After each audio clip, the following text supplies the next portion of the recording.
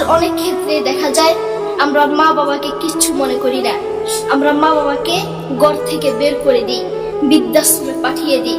যুবক, তোমাকে বলছি, তোমার বন্ধু তোমার আপন নয়, তোমার বউ তোমার আপন নয়, তোমার শ্বশুর শাশুড়ি তোমার আপন নয়। এই পৃথিবীর বুকে আপন হলো তোমার মা এবং তোমার বাবা। করোনা আসার পরে প্রমাণ করে দিয়েছে কে আপন। এক মেয়ে তার মাকে ফোন করে বলছে, মা, আমার স্বামীর করোনা হয়েছে। মা বললেন, সাবধান, তার কাছে যাবি না, আমি সকালে সিএনজি পাঠিয়ে দিব, তুই টপ করে সিএনজিতে উঠে যাবি। এটার নাম দুনিয়া, এটার নাম দুনিয়া। করোনা হওয়ার পরে বন্ধুর কাছে যায় নাই, করোনা হওয়ার পরে শ্বশুর শাশুড়ির কাছে যায় নাই, করোনা হওয়ার পরে স্বামী স্ত্রীর কাছে যায় নাই, কিন্তু করোনা হওয়ার পরে এখনো ইতিহাস আছে মা তার ছেলেকে গিয়ে চুমু খেয়েছে।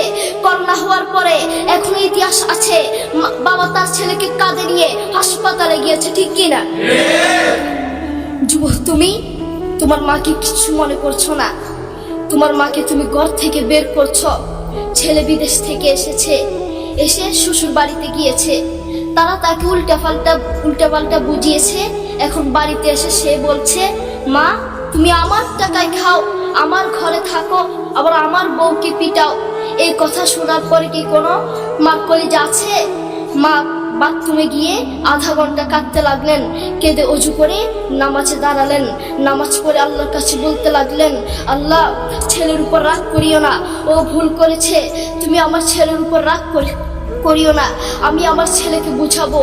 এরপর মা গিয়ে ছেলেকে বুঝাচ্ছেন, বলছেন, বাবা, তুমি আমাকে বের করে দিবা, সমস্যা নেই, তুমি আমাকে বের করে দিও, কিন্তু আমার একটা স্বপ্ন আছে। ছেলে বললেন, কি স্বপ্ন বলেন? মা বললেন, তুমি বাজারে গিয়ে একটা পাকা আম নিয়ে আসবা, এসে তোমার বুকের উপর রাখবা, সকালে উঠে ওটা আমি খাবো। এরপর ছেলে বললেন, আচ্ছা ঠিক আছে। ছেলে বাজারে গিয়ে একটা পাকা আম নিয়ে আসলো, এসে বুকের উপরে রাখলো। 5 মিনিট না যেতেই সেই আম পিঠের নিচে পড়ে চ্যাপ্টা হয়ে গিয়েছে। এরপর ছেলে মাকে বললেন, মা, তুমি কি সকাল উঠে আমটা খাবে? ওটা 5 মিনিট না যেতেই পিঠের নিচে পড়ে চ্যাপ্টা হয়ে গিয়েছে। এরপর মা চোখের পানি ছেড়ে বলল, বাবা, আমি আসলে তোকে খাওয়ার জন্য বলি নাই, আমি আম খাওয়ার জন্য বলি নাই, আমি তোমাকে বুঝানোর জন্য বলেছি।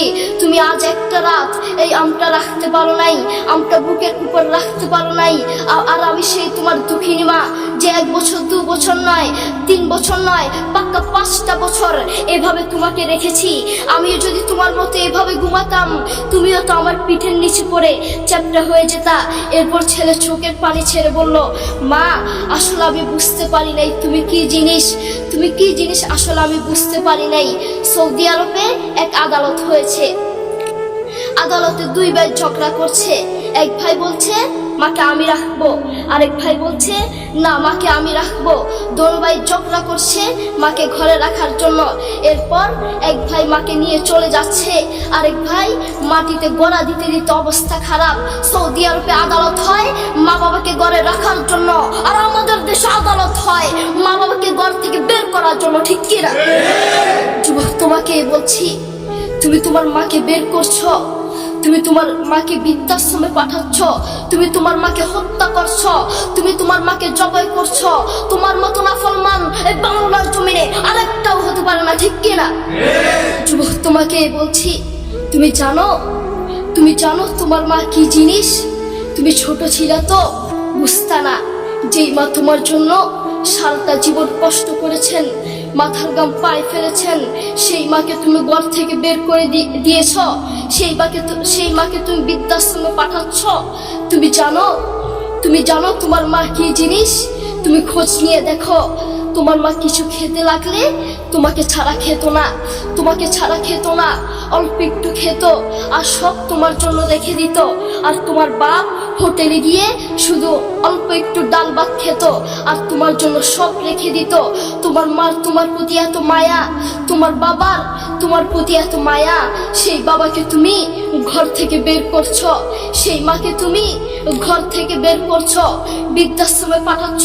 তোমাকে আল্লাহর সামনে আসামির কাঠগড়ায় দাঁড়াতে হবে। আল্লাহ তাআলা আমাদের সবাইকে বুঝার তৌফিক দান করুন। ওয়া আখিরু দাওয়ানা আলহামদুলিল্লাহি রাব্বিল আলামিন।